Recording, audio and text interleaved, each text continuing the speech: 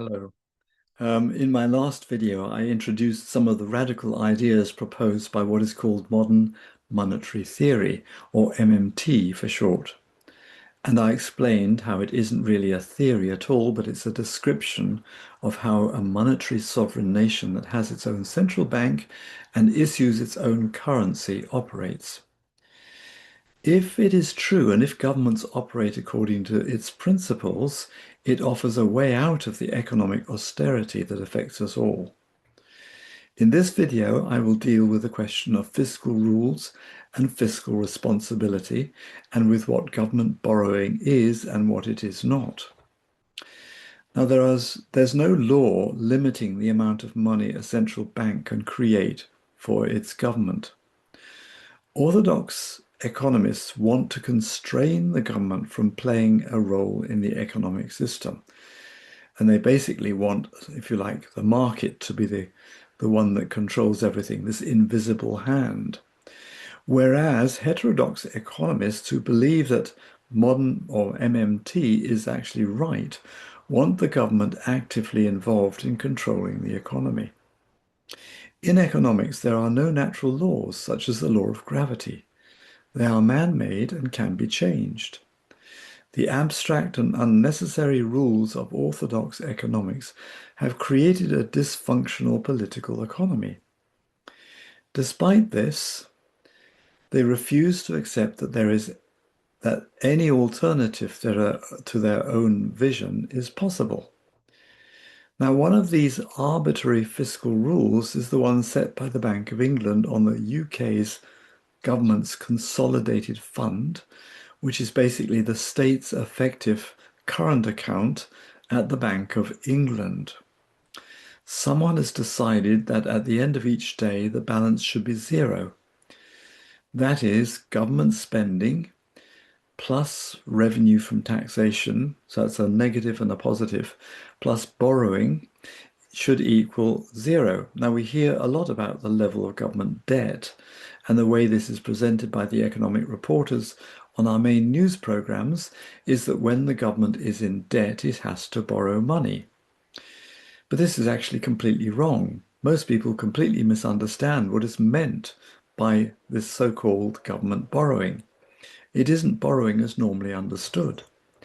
So to bridge the gap between expenditure and revenue income, every day they create money which they sell as government bonds, or it doesn't happen every single day. They sell it in however many times a year.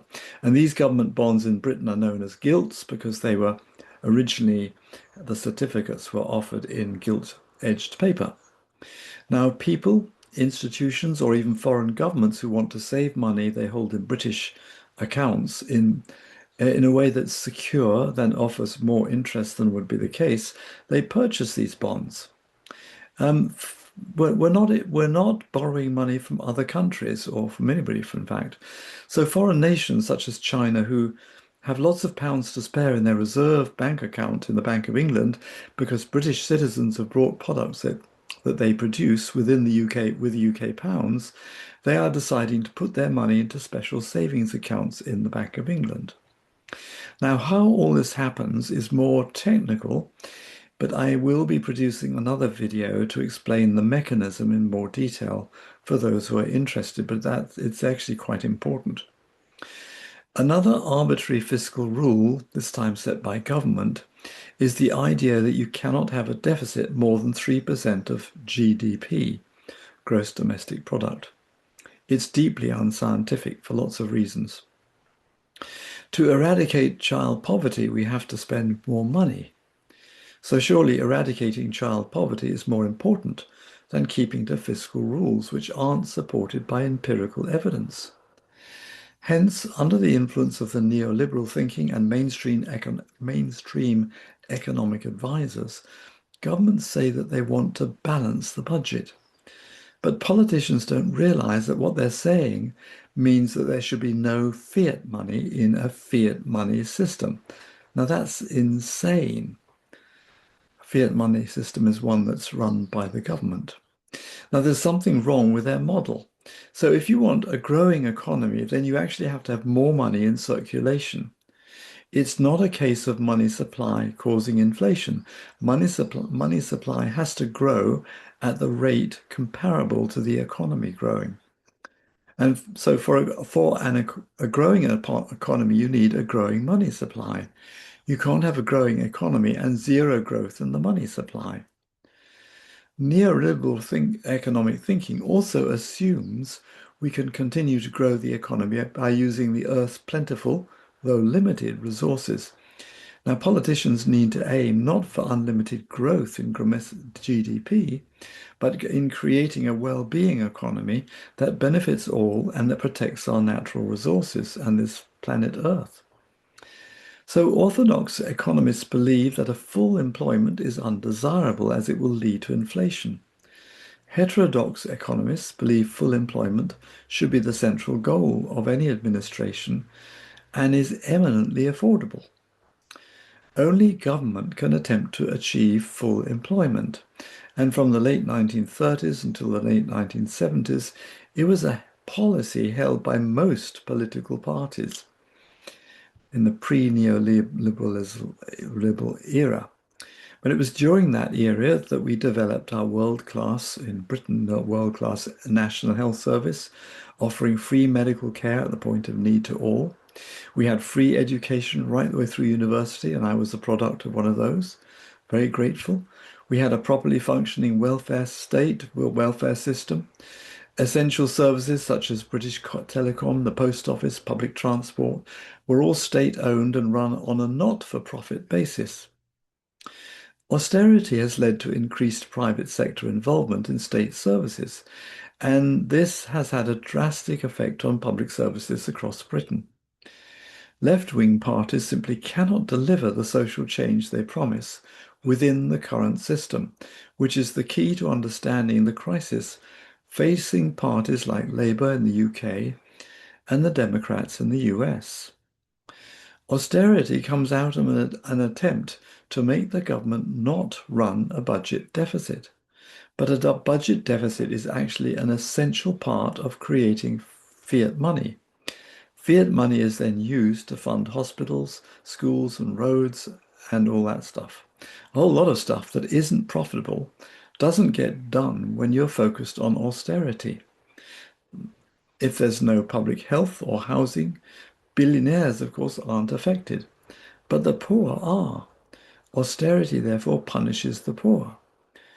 What the government should be doing is using its capacity to create money to fund those things that aren't profitable for the private sector, but are necessary for the well-being of people and the well-functioning of a society and the well-being of the world of nature as well. So to address climate change, for example. So the orthodox economics of today is inherently right-wing in its approach. Current economic model is one that it best supports the accumulation of capital for the already wealthy. So the wealthy tend to earn money from private money creation, in other words, from banks. So the creation of money by the government which benefits the poor is resisted by the rich.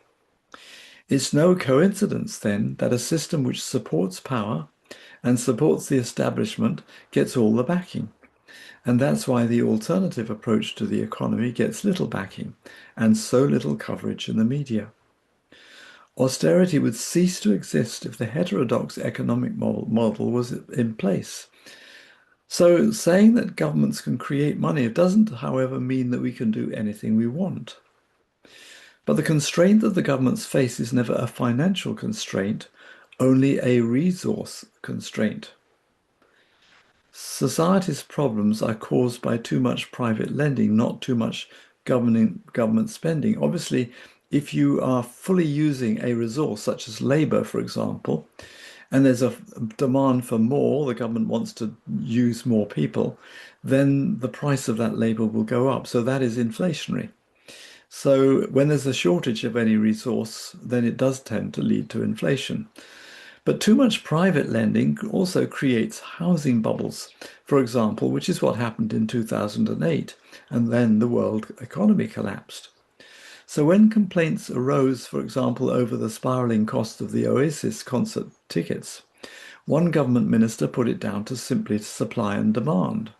Whereas, in fact, if the government had actually been passed a law capping ticket prices, it would have prevented the profiteering from those. So we've got to the point where politicians don't realize they have the authority to act in a way that will solve the current impasse and really make changes they want to make to accomplish. So they think there's nothing they can do as they don't understand that the system is actually socially constructed. So here in Scotland, the support for MMT ideas is actually starting to gain traction. And that's because if you want a progressive independent nation, you've got to do things differently. So in an independent Scotland, there's no way the SNP could deliver the kind of society they say they want following orthodox economic principles or ideas. For Scotland to stand a chance post-independence would require its own currency in order to be able to create money and spend it on public services and measures to get people into work, such as the just transition. For the past 40 years, the electorate has been offered no choice on how the economy should be run. For all centrist governments, whether on the left or on the right of the political spectrum, there's only been one narrative, neoliberalism, and the ideas that underpin it. And as George Monbiot says, it's an invisible doctrine, hence it's not seen by politicians. Instead, all we've been offered in any debate about the economy has been slight increases or reductions in tax, and in the minimum wage or in interest rates. So in Scotland, the SNP is actually a centrist government. It's a centre-left government and has offered no economic alternative either, because nobody has ever said to voters that we can do something different. And that's what we really want. And that's what the SNP and the Scottish Greens that support independence need to understand. Thank you.